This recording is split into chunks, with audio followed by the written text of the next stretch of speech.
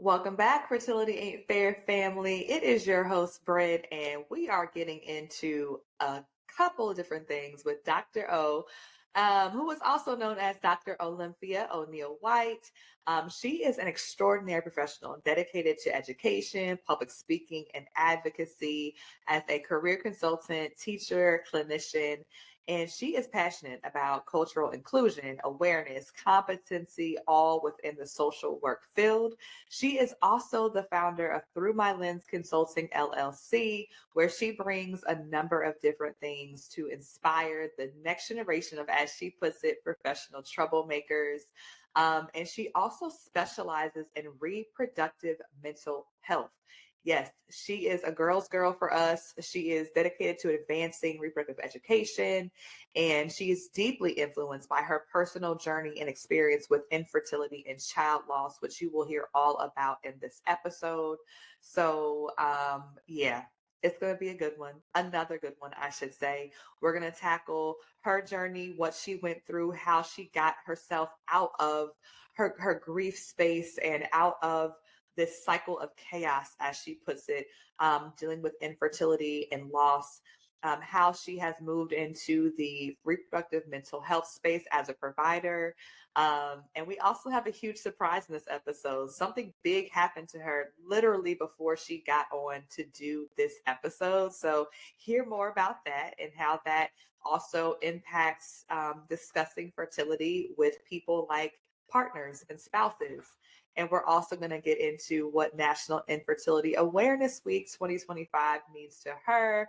And yeah, so she drops, when I say gems, I mean heavy on the gems in this episode. So make sure you have your notebook, get you some water, grab some tea, whatever you need to lock into this episode of Fertility Ain't Fair. Dr. O, we are here to have a couple conversations, and I'm just so thankful. I'm so glad that we were able to finally connect because I probably reached out to you sometime last year and you were like, all right, I'm pausing. I need a hiatus on doing all the things end of year. And I was like, so we planned far in advance for this conversation. So here we are. How are you and welcome? Oh my goodness. Good morning. Good morning. I am feeling amazing. I'm happy that we could finally connect. It's been a minute.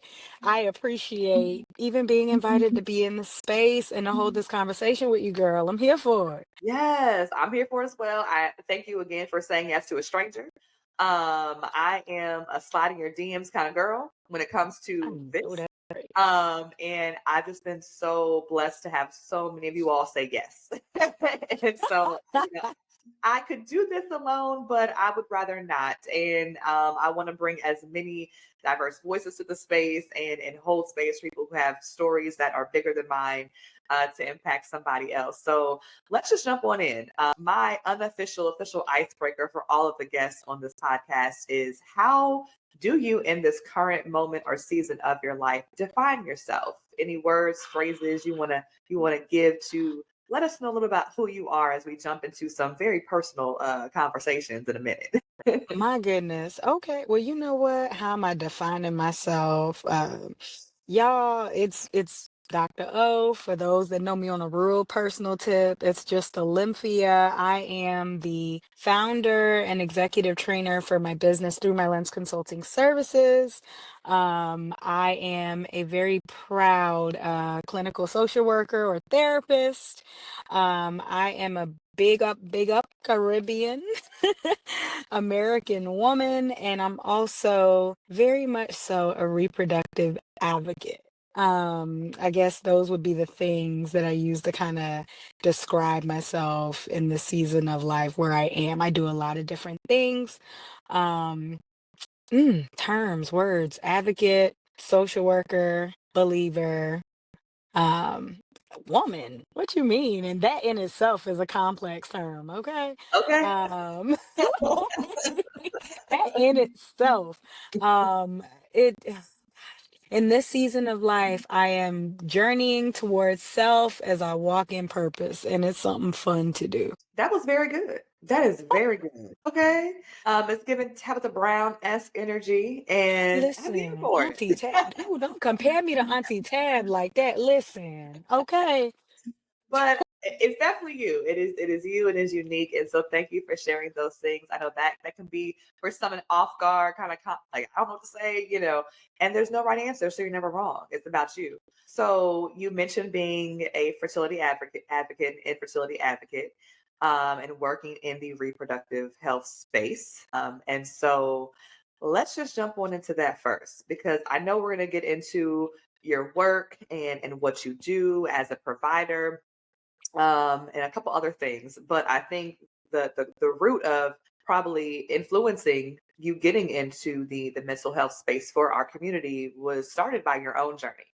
And I think that's the perfect place to kind of just start. So if you don't mind, I know it can be a lot to unpack, and it's a lot.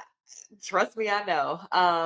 But can you take us back through parts of your journey that impacted who you are today, and kind of what that infertility and loss journey looked like for you? Girl, that's real. Okay, yeah, I can definitely walk the line with you. I want to say, hmm, early in my 20s is when, I joined with my previous partner. We got married, and we were some of those folks that really wanted to pursue parenthood very quickly. We knew, hey, we did the things, we got the degrees, we did, we've checked those boxes of life, and now it's time to start our family.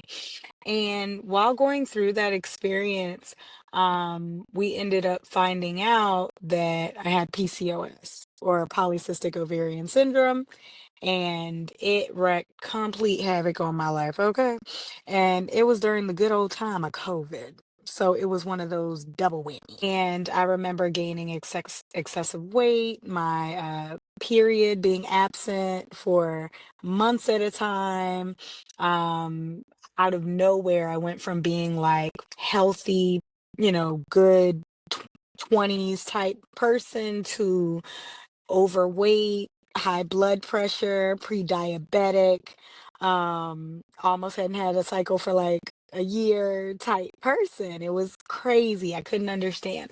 Um, and I remember getting diagnosed, which actually is untraditional, get diagnosed so quickly, um, with PCOS. I got diagnosed, and the doctor kind of gave me the option of, hey, we know you guys are pursuing parenthood. What you want to do? Do you want to move towards doing this quickly, IVF, IUI, medicated cycles, or do you want to attempt to do this naturally? Naturally, it's not going to be a short road in any way. We elected the quick route. I personally went through 2 rounds of IVF. Um, and so my fertility journey to getting here was inspired by oh wow. So me too. So this is an experience that is impacting me too. I've done all the things. I've checked the boxes. What people would say, oh, okay, like this looks like good mom material. And I realized fertility is a lot more complicated than what grandma and them used to say of you kiss the prince and you gonna end up with a swole belly.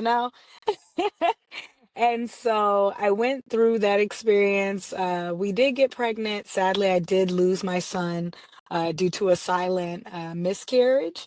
And so we continued medicated cycles, but I wasn't really able to conceive moving forward. So with that, I went through a nice little eat, pray, love journey where I really kind of took some time to invest in myself, rediscover myself, redefine a lot of terms that I was used to hearing um, by society standards. I got to redefine them myself. So, what does it mean what is fertility? What is motherhood? What does it mean to be a woman? What does it mean to be a successful woman? Um, what does it mean to be a parent? I got to redefine a lot of those different things on my own terms.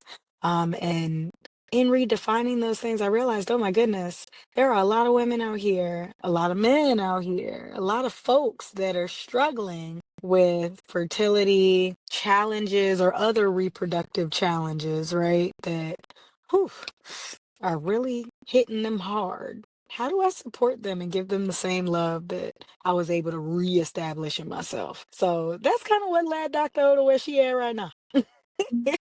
Wow. Well, first, thank you. Because again, I know it's not always easy, but I do appreciate, that more of us are able to share what we have been through, how it has changed us, how it has actually been redefined or reshaped us.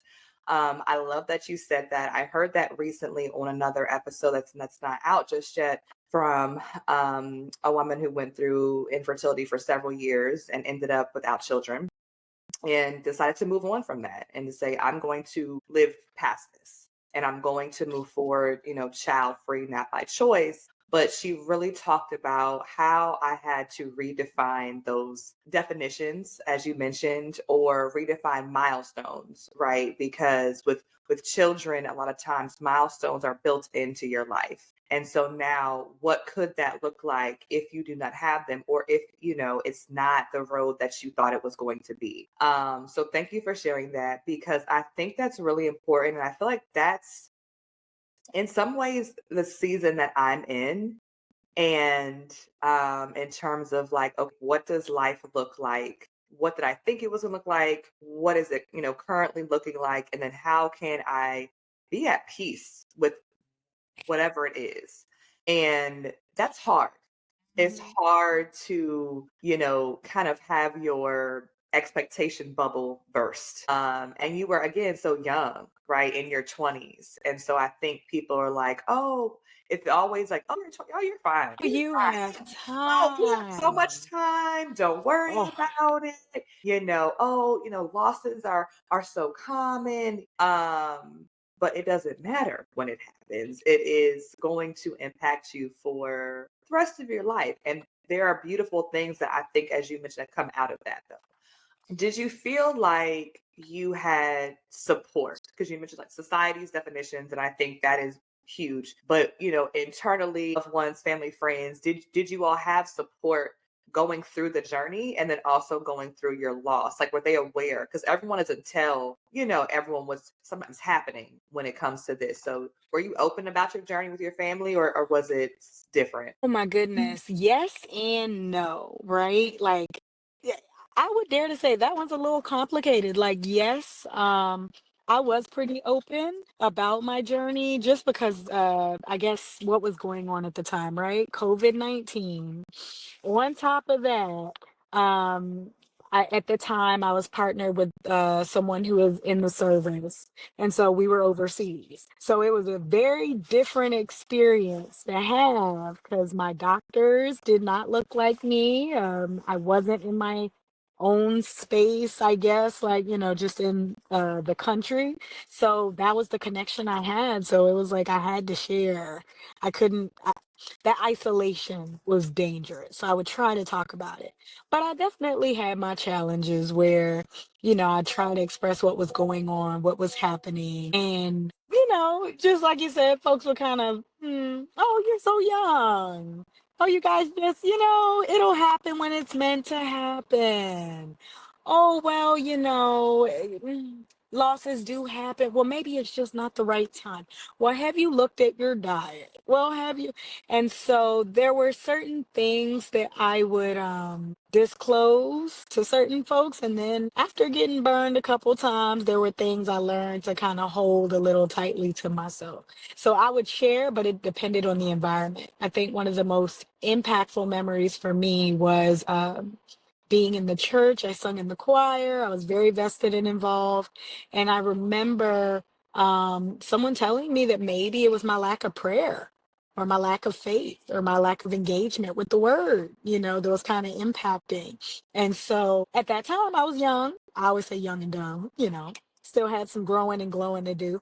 But just hearing that really kind of hit me hard during that time. And so I kind of felt like, I can share, but I can only share to an extent. But what I realized is when I started sharing, I started realizing how common the issue actually was. I realized, oh, my aunt had children late, not because, she didn't want children early, but because she had 4 miscarriages before she had a pregnancy successfully. Oh, my cousin's a rainbow baby. Oh, my mom had fibroids. Oh, and you realize how common a lot of these reproductive challenges are that no one talks about, especially in households of color. Nodding and agreeing because first of all, I was about to go to the faith conversation briefly. I want to touch on it because you mentioned that you were a believer and you mentioned faith, and so I thank you for sharing that piece on it because I have had conversations about how again being either raised in the church and being an active member of the church, there have been a lot of hurtful things that have come out of the most the most high people in the church space, and so it's I'm glad that you brought that up. And I hate when I hear it, but as someone who was also raised in a Black Baptist church, and being having to separate, as you mentioned, certain things from it because it does not always feel like the safest space to share certain things. And so, I hope that when we have these conversations, people do not feel like we are condemning, church and people. That's not what it is, right? But it's calling out the fact that I think people need to be more aware, empathetic, educated on, what this is as a medical condition, a medical diagnosis. And, I think those of us who go through it with our faith, people will say, well, oh, like I said, it's not your time, or maybe God's just telling you you're not made to be a mother. Like, really? Yeah. Really? Ooh, yeah, that's what hit hard. And Yeah. I think what really made it interesting was the fact that I'm a clinician, so therapy is the job, literally. And in that season, it was a really tough reckoning of this is what it looks like and feels like for some people, and maybe the magnitude is like times 10, because what are their personal values, what are their personal beliefs, what are their cultural implications of their ability to carry a child, have a child, get pregnant to begin with, have that additional child, or how does this hit? And it forced me to even start considering men, like, what is it like to be a guy and struggle with infertility, or struggle with some of these things, and that feeling of being condemned for something that you can't control is mind blowing. And I had to navigate that process during the beginning of my journey. There was periods where I allowed other people to condemn me, and maybe it wasn't even attached to my fertility. I wasn't praying enough. I wasn't eating the right food. I didn't have the right attitude. I thought about it too much. I thought about it too less. My, relationship wasn't where it should have been, or whatever the thing was. And then after they stopped condemning me, because I shared only to certain people, I started condemning myself. And I realized that's a vicious cycle that's never ending. The blame game can go for years on end. When are you going to exit the cycle of chaos? And once you exit it, what are you going to tell yourself in place of all those ugly things that you were saying? All those things that might not be true. Yeah. What are your values now that, you've maybe atoned with not being able to create family in the way you thought, or maybe as quickly as you thought, or redefining those milestones. For me, motherhood no longer, I'm always a mother because I carried a child. I'm a mom. And even if I didn't carry a child, right? Even if I mother a community, even if I mother family, even if I mother within my profession, I'm known to be a mentor and a leader in social work. So even if I mother within my profession, some of those character traits, some of those actions, a lot of women or those that have female reproductive organs identify as mothers, and motherhood doesn't have to be defined by birthing a child or having a live birth. Parenthood doesn't have to be defined by raising a child that is biologically yours. There's a lot of parents out here that's parents to siblings. There's a lot of parents out here that's parents to that little child down the road that needs some guidance. Yeah. There's a lot of parents out here that are parenting young folks that they know have potential in the community or in schools. Yeah. There's a lot of parents out here that are elders in communities that see that adult that might need some support and words of wisdom that are parenting. So getting to redefine these things on our own terms kind of helps folks break that cycle. So that's what I Yeah. did myself. That's good. That's really good. It's an action, right? Like you said, mothering and parenting and nurturing and mentoring. Like these are all actionable things. And like you said, to your point, it may not replace what you thought, you were going to have, but it is still an action that you can take to move forward and still be a part of developing and growing and raising different people along the way. So I think that's super important. When do you feel like you exited, as you mentioned, that cycle? Like, okay, so I had my loss, and between loss and feeling like, okay, I was able to break out of, as you mentioned, the chaos. How long do you feel like that journey was, if it's not still happening, but if it was that you have came to peace with, how long was that? Oh my goodness. For me personally, I will say it took me a couple years to break out of my cycle of chaos. When I lost my son, I was just really lost. Personally, professionally, I was struggling, and I did the very, I tell people that sometimes boundaries and taking a break, taking a knee is one of the most rebellious things you can do as a woman, as a helper, as someone who's in the field of servicing others. I took a knee. I left a very, very prominent job that I had at the time. A lot of folks looked at me like, "What's going on? I'm here." I took a knee, and I focused on self care. I focused on redefining myself. I focused on rediscovering the love I had for myself, and also reestablishing what I wanted life to look like. Um, I knew the cycle of chaos was uncomfortable. I knew it wasn't working. And I also knew that I needed time to sit and absorb the experience I had. So it took some years of therapy, some years of self accountability, some years of grieving, and going through that process. But when I came to, as my grandma would say, is when I came to, it was a beautiful thing because I realized I did birth. I did go through that experience, but because I am a believer, I'll reference God. But because God did intend for me to birth something, but I wasn't meant necessarily to birth my son. I was meant to birth the movement. I was meant to birth resources and opportunity for others to get through this thing. I was meant to birth awareness, and I get to see that kiddo growing up every single day when I do things like this. I love it. No, I love that, and I say it often, but it's so true that I've been, again, very fortunate to come across so many, mostly women, that I talk to in this space on this podcast therapy is what I call it. And there have been so many of you all who have said just that. I have taken my experience, my pain, my loss, my grief, and I have birthed something new.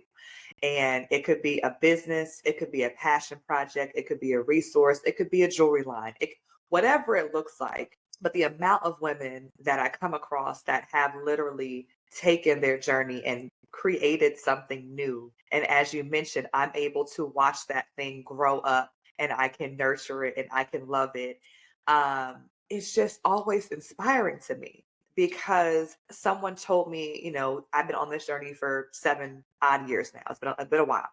And early on, someone told me, this is going to be bigger than a baby for you. And I said, what's bigger than that? That's crazy. Like I was upset. I was defensively, I was mad about it. I was like, how could you say that? How could you approached me like that and such a very, again, early on in this journey when I was in chaos, all the emotions at once, and a lot of it was very angry and jealous, and a lot of those hard emotions were happening early on for the first couple years, I would say. um, and someone told me that, I was just like devastated they would even say that to me. But what I keep feeling like God has been showing me and telling me from that point forward in certain spaces has been bigger than a baby. Yep. So bigger than a baby. And to your point, doing this and having this platform, has been the birth of that because we saw a need for something. And I also hear that in a lot of them, like, hey, I did not have this service or I did not find this resource. So I made it because we're not alone. And so I'm just so appreciative, for you all to be able to share that and continue to inspire others. I know it's not everyone's, journey or path to share their story and speak up and, be the flag carrier, and, create a business from it. Right. But I'm grateful that I see it happening a lot more than not. Um, you mentioned, of course, mental health. And one of the things that I think when people hear like IVF or they hear, treatments, they always go to the physical things because even if they've never experienced, I think that's what people see most often. So they're like, oh my God, the medications, oh my God, the hormones, oh my God, the needles, the shots. But for me, that was always going to be temporary, right? Like those things were going to start and end however they start and end. But it was not going to be, I was not going to do IVF the rest of my life. And it's just not not feasible. But what I quickly realized was that my mental health and my emotional health and my spiritual walk was going to be forever changed. Um, so I want to kind of jump into the next phase, which is how you have used your experience to specialize in reproductive mental health. Because I think that is the piece that truly never leaves you. I mean, even I've talked to a lot of women who have had live children and they have, I say, crossed over to the other side.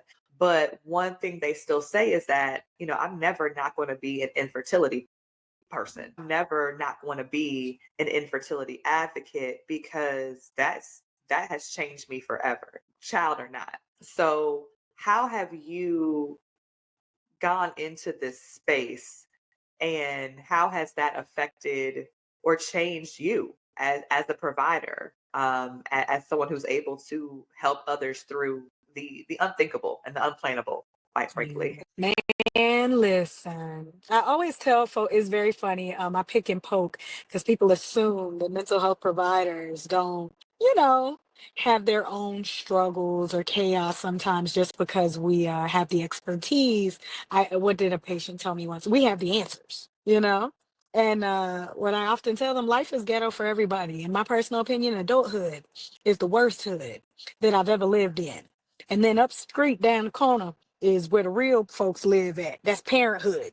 And I just, when I tell you, felt low. I actually experienced both baby blues, so that 2 week onset. People hear that and they're like, wait, what? I'm like, yeah, even folks that had miscarriages or stillbirths, or yeah, we also are at risk for perinatal mood and anxiety disorders following the completion, whatever that looks like, of a pregnancy. So, yeah.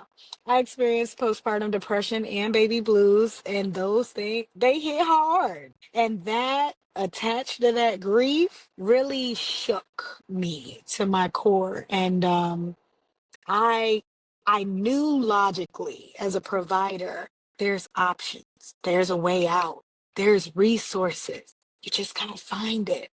But I remember learning of my son's passing in that office. I went for one of my ultrasounds, just to check up. And I remember sitting in that room by myself after getting the news. They wanted to give me a minute, I guess. And I literally said, I am a social worker. I'm a clinician. Where is my social worker? Where is my person? I need help. And I did not receive it. Thankfully, because of my professional background, I knew to go ask for help. I knew to engage folks with specialties. I knew what to do.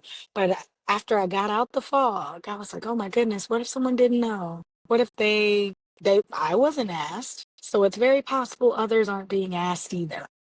Um, I know what I needed in that season. Besides the resource, what do they need? And I started asking the question, and people started giving me answers. So I went out of my way to pursue my doctorate. So that's actually what inspired the doctoral journey. My research was on reproductive healthcare challenge and social work or mental health provider education. So how do I educate providers about this? How do I build up more professional troublemakers in the reproductive space? How do I support us? And I got the perinatal mental health certification through Postpartum Support International. So I am a certified provider, and I just continue to educate, expose myself through different organizations and whatnot. And I see patients with these different experiences and challenges, male, female, or other identifying. Everybody got reproductive organs. So let's talk the reproductive experience. And that's kind of what led me to mental health. I realized it was a specialty that not a lot of providers were engaged in. And, just being a woman of color, not a lot of women of color or even people of color providers operate in this space. We're very far few between. And so I knew there was a need, and, inherent social worker, I had to keep it moving and get into it. So that's how I did. Come on, doctor. Oh, that's so good. Oh my God. Again, thank you for what you do in the space. I can't say thank you enough again for seeing the need, filling the gaps, closing the gaps, and for just saying, okay, there has to be a better way through this, and I want to create that way. Um, One thing that I think I wanted to go back to was, so Please.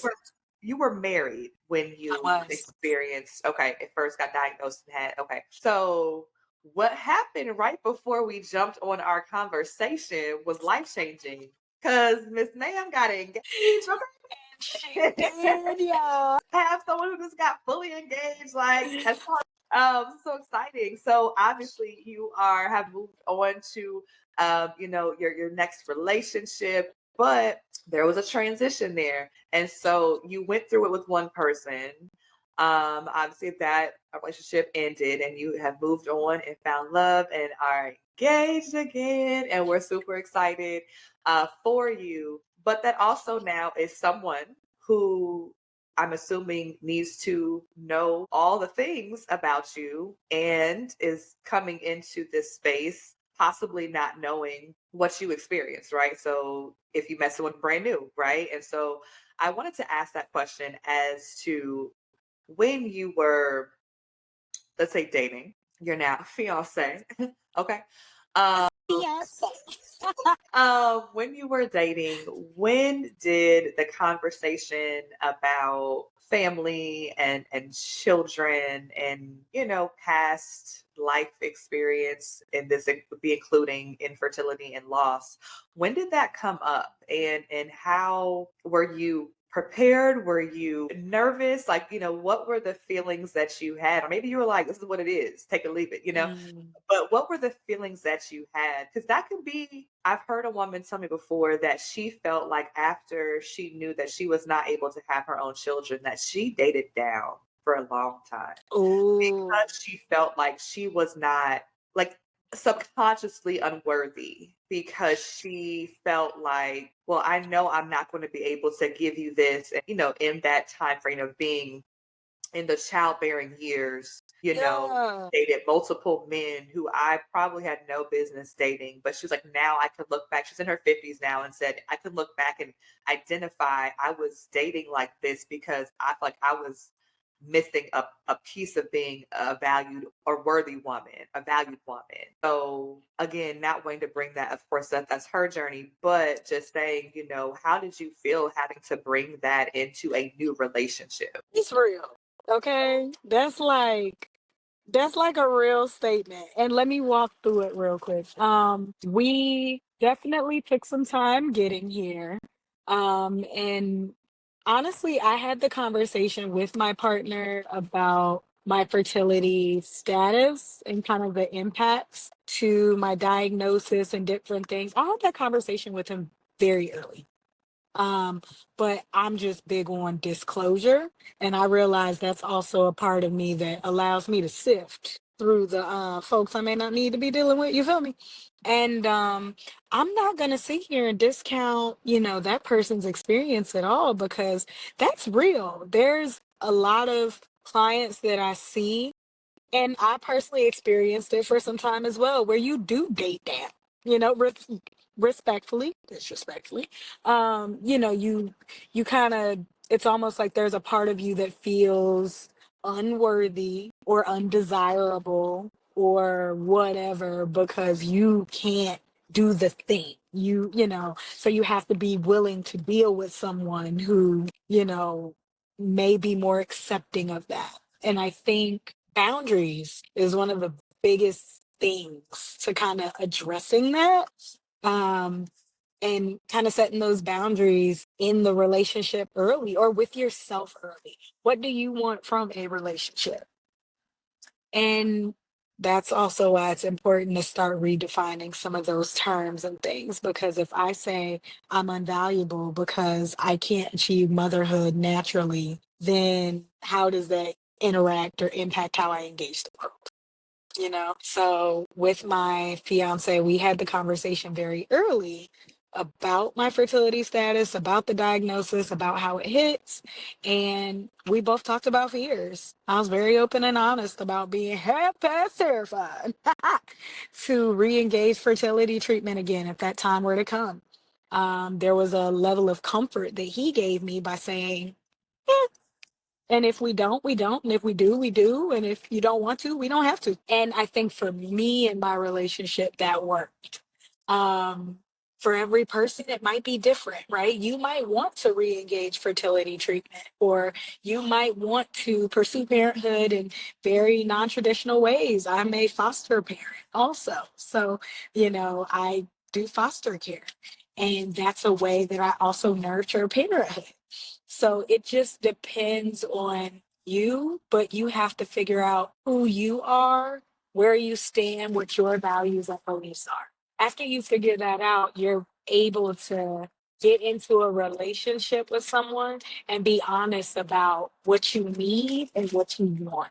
When you don't know what you need and what you want or what you value, it makes that relationship that much harder because you up here serving somebody, a public representative, or you're getting into relationships out of your insecurity and trauma. The gems. They're just, It's the gems for me. She said it's the they're just dropping everywhere. I just hope that everyone's listening, stopping, pausing, going back, recording, sharing. gems. Listen, because again, as you said, that's real. Knowing your worth, redefining your value points, who you are, and then as you said, knowing what you want and what you will accept or not accept.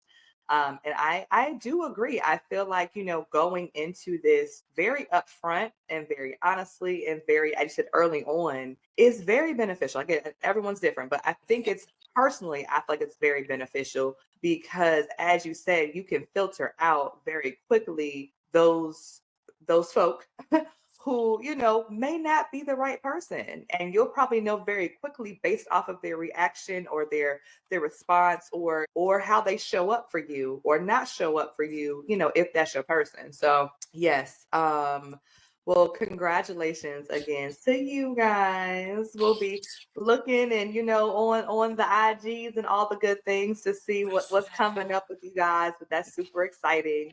And we're gonna let y'all go ahead. We're gonna get this wrapped up so that you all can go enjoy this moment of just sheer bliss and excitement. But a couple things. National Infertility Awareness Week, which is in April every year. For those of you who are new to the space or didn't know it existed, it is a thing. It is here for us and it's year round, but this week in particular, you can look it up NIAW 2025, go find it on the Resolve website, which is the National Infertility Association. Again, if you are new to our community, welcome, welcome, welcome. And we got you. So this year it's going to be April 20th through the 26th, and the theme for this year is all in. So, go to the website. It's all about being inclusive and sharing all different kinds of journeys and paths and how to get to whatever the all in looks like for you, and giving you resources and empowerment. What is that when you hear like all in for this week, for this cause? What does that mean to you, or what's your initial reaction when you hear that? My goodness. National Fertility Awareness Week, all in. When I hear it, I immediately think about just what are you investing, not just into others, because sometimes folks get caught up. It's not just about what you can produce for the world, it's about who you are for yourself. Are you all in on you, right? If you need healing, what does healing look like for you? If you need service and support, what does service and support look like for you? What does love look like for you? What does community look like for you? When we talk about being all in, what does all in look like? Not just for everybody else around you, but most specifically for you. How are you nurturing, feeding, loving yourself? So I think about being all in for Olympia in this season. That's what I think about. And then I think about how does pouring into myself then pour into the communities I serve. When I'm Whew, all in, everybody else can get the best. love it. I literally wrote that out of my notes because I'm gonna add it to my journal. Just I when things come that I hear or that somebody speaks that I align and agree with, I literally just randomly write in my journal. And I was like, one day maybe I'll have a collection of things to put together into something. But until then, I'm gonna add "Are you all in for you" to my journal today. Um, so, if people want to know more, tell us a little bit about Through My Lens Consulting, your business, and of course, how they can find you. If people are like, "Oh my God, I have to speak to her immediately," how can they find you If, online or man, social? listen, if you're trying to connect with Dr. O, I ain't too hard to find. You You can know, find me on that's LinkedIn. as well. Yes. Yeah, like I'm pretty out here, you can find me on LinkedIn, Olymphia O'Neale-White. You're gonna see me there in yellow, flowers. You might see the white disappear. That's okay, no big deal. Still me. You're gonna know by the yellow photo. Through My Lens Consulting on Instagram, you can find me there. Again, I'm there in yellow, causing chaos. Okay, good stuff. Or you can find me at throughmylensconsultingservices.com. I'm there on that website. If you want to reach out to me directly for therapy, because I know sometimes, I'll be taking on more clients. If you want therapy services and you reside in the states of Arizona, Texas, North Carolina, I might be able to help you out. And if you're not in those states, that's okay, right? Still hit me up. I might be able to connect you with a colleague that can serve you. Shoot me an email at Dr. O'Neale White, Oneale White at gmail.com. Well, look, Dr. O, I have appreciated the conversation. Thank you for girl having a life-changing moment and still being like, I'm joining, I'm coming on. I'm just so thankful. I have enjoyed the conversation. I feel filled up by the conversation. And thank you for the work that you continue to do in our space. And we're just looking forward to seeing all of the amazing things that you have coming. So thank you. So that wraps us up for this episode of Fertility Ain't Fixed podcast. Again, Dr. O, I cannot thank you enough for joining this episode, for giving us so much information, so many good gems, to leave us feeling empowered to redefine society norms and redefine definitions of things like motherhood and parenthood, and just finding ways to get through the chaos of what infertility can look like, what child loss and grief can look like, to know that there is things on the other side. And thank you for also being an advocate in our space. And again, for filling a need, from knowing what it means to be in the mental health space, but for those of us specifically who are dealing with infertility and loss. So we appreciate you. Make sure you reach out to her again for counseling, for any kind of mental health services, or just to chat. She is a wealth of information and resources, and she is here to help us out. What else? So make sure you listen to any of our past episodes, past seasons, y'all, because we are on season 4. I can't believe it still. If you need more resources, go to Resolve. Resolve is the National Infertility Association, an organization. And so they have so many resources on their website, both from a national perspective, but also could help you out locally through their different peer-to-peer resource groups, and things like that. And they are also the home to all things National Infertility Awareness Week every single year, happening in April. So again, if you are new, you've never experienced it, you didn't know it existed, whatever it is, make sure you check them out and find out all that you can to make sure that you are getting supported properly in this space. We're all here for one another. So we got you. In the meantime, follow us on Instagram at Fertility Ain't Fair, and tap in with me at any point in time. I am also here to provide resources, connect you with somebody, do some digging for you, or simply vent, because I get it. So until next time, I am your forever friend in fertility. Stay hopeful.